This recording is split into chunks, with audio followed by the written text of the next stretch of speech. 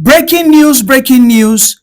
Prison break in Owerri, Imo State, where it has been reported that some herders attacked a prison to free their fellow herdsmen. Over 50 held imprisoned herdsmen have been free.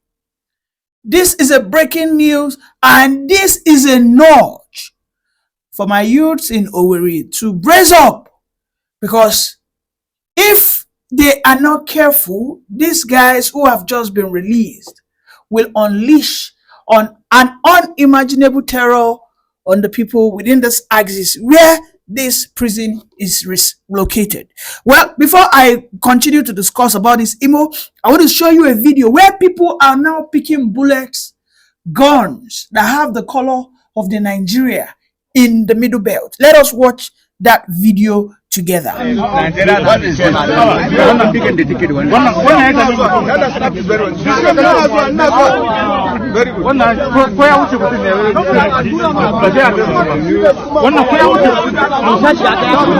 pick this one in green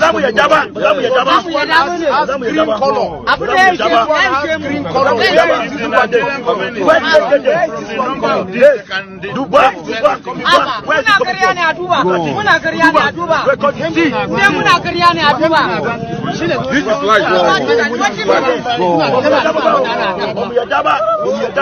Incomprehensible that size of a bullet that is almost as longer than my finger, almost 3 to 4 inches long, is what these bandits carry in their gun to attack people that are unarmed, ordinary farmers.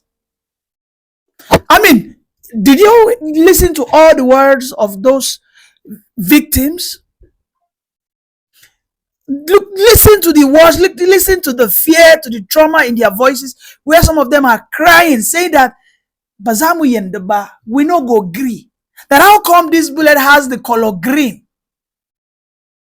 That this bullet having the color green couldn't have come from anywhere other than someone who is sabotaging the Nigerian military or conniving with the bandits. That this kind of have the insignia. I mean, these are not my words. These are the words of those people in that place that the bandits just went to attack some days ago. This is live coming from Bokos. Just some minutes ago, someone sent me that video. No wonder we have always said that. How come we have a repeated attack on the Bokos local government, and it seems the federal government is not doing anything? It seems the Nigerian army are more or less just enabling these bandits to go there and they go carry out this dastard act unabated. They don't attack for 10 minutes. They don't attack for 30 minutes. They attack for 3 hours, 4 hours. The last attack they made was for 2 good days, 48 freaking hours in a country that is supposedly sovereign. A country that does not have any of its territory under a colonial rule. What we are seeing is it's just what we call conquest. A conquest being led by these Fulani bandits, wherein they are changing people's homeland, people's ancestral land to bear names that are alien to them. I mean, I made a report earlier this morning that over 16 or 60 villages have been renamed within Plateau State. And this agenda started way back as far as 2008, 2009, 2010, when a professor calling himself Pantani, a man who served under the regime of Buhari, as at then he used to be very violent and very aggressive about the Fulani conquest. I have also made a video about that too. wherein he wrote a communique to all the northern governors that one place that they must take out is the plateau for them to have their way in the north. That the plateau is seen as the central where Christians northerners seems to congregate and aggregate. That for Islam to have its full-blown influence across the northern Nigeria, that plateau must be taken out. And you will see in that period, within the period of 2010, where Jang was still the governor of Plateau State, we started having attacks. Between Plateau, then we went to Abuja. When you connect the dot, you will see how far these guys have come. Since 2010 till now, that is of a little bit above 15 years. Right? So you can see how deep-rooted their influence is into the Nigerian security architecture. Nobody can commit such amount of terror within this very long period of time, and they won't be able to stop them. The militants of the Niger Delta, we know how long they tried to fight, but within a space of 3 to 4 years, their activities was dropped down. At least they struck a deal. These ones are not after any deal. Right? These ones are not even after striking deals. They are not seeking for good governance. These ones just want to have what we call total control and total preoccupations of people's homeland. That is their agenda. Period. What they are after is, let us take over this place, convert them to Islam, rename it so that it's going to suit our sentiments. I want you to go and watch that video again. You have to rewind. Go and listen to those words again. That the bullet that they found now, you can see a bullet that bullet can, just one bullet of it can literally kill at least 4 persons. If you align people like this, okay, if you arrange people on a straight line, and then you trigger just one bullet, that bullet, you can see how big. It's almost times 2 of these are my fingers. It's going to pierce through 4 people all at once. Just one bullet, that one bullet does not cost less than 30 to 40,000 naira, and you will see them carrying about 500. That's about 1.5 million. Who is financing them? You know, this is not a matter of prayers. I have seen, in that video, some people were literally praying that God will expose them. This is not God.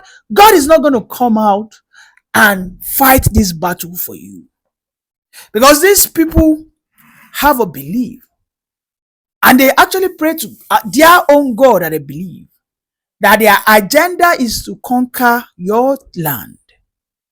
And when they do, their intention is to convert that place to become an Islamic state. Then it is now regarded as an Oni land. Plateau is a very special state in this Nigerian contraption. The Plateau, the Benue, the Taraba, those 3 states are very, very, very vital, because first and foremost, they are at the core of the Nigerian state. Secondly, they have the best soil, wherein when you plant mangoes can be as big as my head without fertilizers.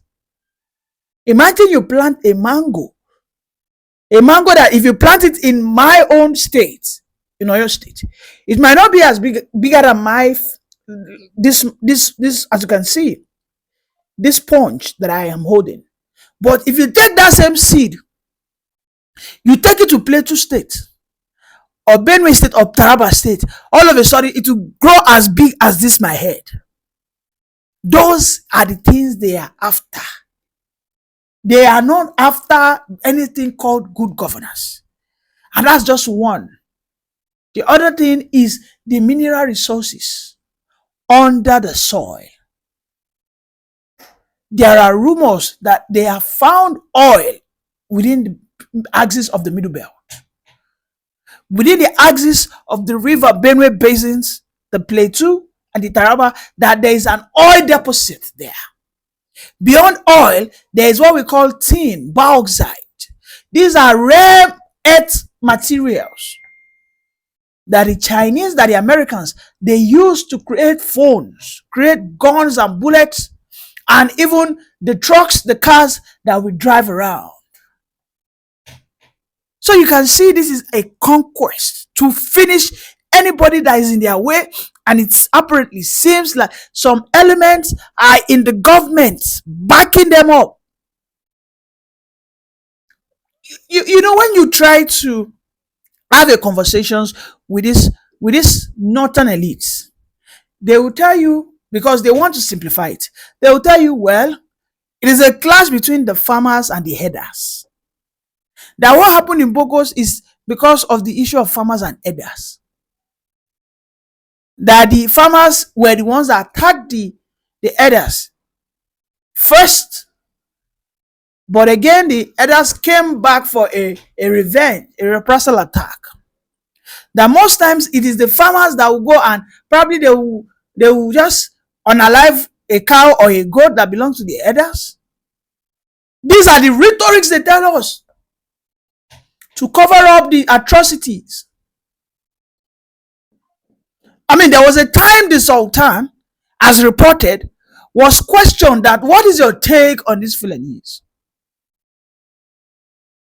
As you can see on my screen, they said that, well, he said, well, he understands that Fulanese children are engaging in terrorism, but we should not categorize the whole of Fulanese as being terrorist group. And I want to agree, but my common sense tells me not to. Because you were only saying that when you were questioned. When you think something is bad, you shouldn't give answers until you are questioned. You should call them out. Throughout the year of 2024, and now since the year 2025 has started, I have not seen one conversation that the Sultan has had to go against, to call out this grievous act of these Fulani herders. Away from the Sultan, the Miete Allah Badejo, who is, I think, is the chairman or thereabout, in the year 2022 thereabout, he said the Fulani herders or the Fulani bandits should not be categorized as terrorists, but they should be categorized as freedom fighter. Freedom fighter on my own ancestral land? No, make me understand. Freedom fighter, you mean freedom fighter on my own land? Because you said I should see them as freedom fighter. Are you telling me my land belongs to them? Or what exactly are they fighting to free? Am I holding their land in ransom? Is that why they're attacking me in my own ancestral land? No, I need to make sense of that statement. I mean, you can see the article on my screen over there. This is just absurd. The absurdity of how the government of the day sort of protect, defend, and then they just sweep the news of the terror of the Fulani bandits under the carpet has never stopped amusing me. I mean, look at what this Nuhu Rubadu just said. He said banditry, that the killings within the Middle Belt has reduced by to 90%. He said it has reduced to 90%.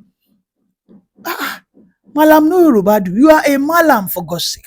Can you please stop being political with people's safety? We are not in election season. Can you please just be sincere, for God's sake? You serve a God, and that God will judge you. Because I know you are a Muslim, and I know you are a Fulani man. Is this you trying to just defend your clan? Because that video that I saw, as you can see over there, these are people who are not in any way cooking up stories. They are showing you live bullets that they found on the farmlands. The remnants, part of the bullets that the attackers did not use, and it was a leftover. It is now like a souvenir for those that are in that village, to that it will continue to haunt them for many years to come. Why is the federal government not deploying the security architecture across the whole of Bokos? I hope that in the coming days or in the coming weeks, we will not have a situation whereby again Bokos will be under the Fulani elders' terror siege. Not one single person has been caught since Tinubu said that there should be a manhunt and nobody should be nobody should be spared amongst the Fulani elders that attacked them in Bokos. Not one single person. But we know how immediately the police were able to arrest those in Iromi, which of course is south. Then again, we now have another scenario, which is another breaking news in Imo State, that a prison has been broken, whereby some suspected headers that were arrested some months ago, about 50 of them have been freed. Oh, well, this one will be country. I'm tired. I am tired of coming every day here to be giving you guys reports of this unfortunate incident happening.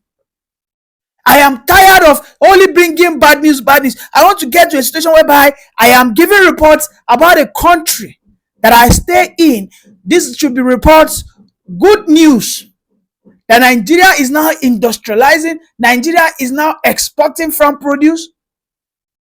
I want to go back to the good old days of the Babangida. I want to go back to the good old days of the Obasanjos.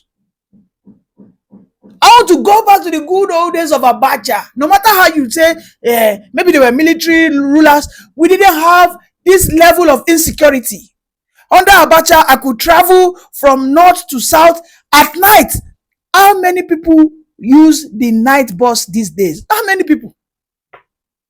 How many people can just look at himself and say, you know what, I want to leave from Ogun State, I want to go to Ilorin, and drive himself?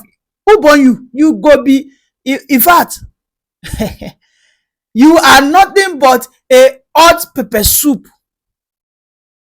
for the bandits that will arrest you, suck your money, and if you are not lucky, they might even buy you, even after paying ransom.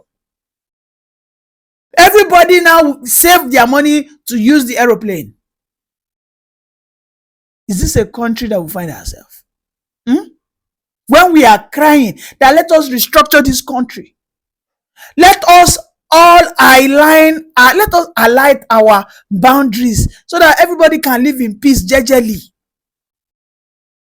You know, I said this thing yesterday. I said not all families share the same room together. I said this yesterday. I said there are families whereby the father will have his own personal room, and then he can have a general room that he shares with his wife and children. And the family members will respect their father for that. Don't go into that father, my daddy's room. Don't go there, so that we are not going to have issues in this house. Don't enter there. There are some family members that their child will have their own private rooms, and the children will lock it. They won't even allow their father to enter the room. If the father wants to access that room, the father will access the room only on the permission of the child. This is the kind of family, this is the kind of country Nigeria should be. Whereby, when you are coming down into the south, when you get to the River Niger, we'll ask you where you dey go. Wetin you carry? Say na wahala you bring, abi na peace. We see am say you carry gun. Those Hausa hunters that were carrying guns from rivers, they said they are going back to Kano. They found bag of cash in the truck. They found all manner of things there. It wouldn't have happened. When they got to the border, Edo people would have asked them, maybe when they were going to rivers, where would they go? They said they are going to rivers to hunt. You left all the bushes in the Sambisa forest. You left all the bushes in Kaduna, Katsina, Zamfara. You don't want to. Okay, don't worry. We also have hunters in rivers. Please go and hunt for bushmeat in those bushes that we called. Please don't. If you have other things you want to do, come and do. We do not allow hunters. I mean, that you see, that would have saved those people that were unfortunately lynched to death. It would have saved them that very terrible end to their life. Because they would have been told, no, don't come and hunt here. If you want to come and do some other form of business, no problem. When you do, if you are going back, you wouldn't have to go with guns now. Yes, if those guys were caught with bags of gari, if they were caught with bags of abacha, if they were caught with bags of palm oil, if they were caught with okrika, I don't think those vigilantes and the youth or whatever will have maybe misinterpreted them as bandits. Nobody would have said that. Imagine I live here now, where I am, and I said I am heading towards Kaduna. Then what I want to go and do is I want to go and hunt. People look at me, you want to go and hunt. You left all the forests in Ogun State, all the forests in Oyo State. And tell us the bushmeat.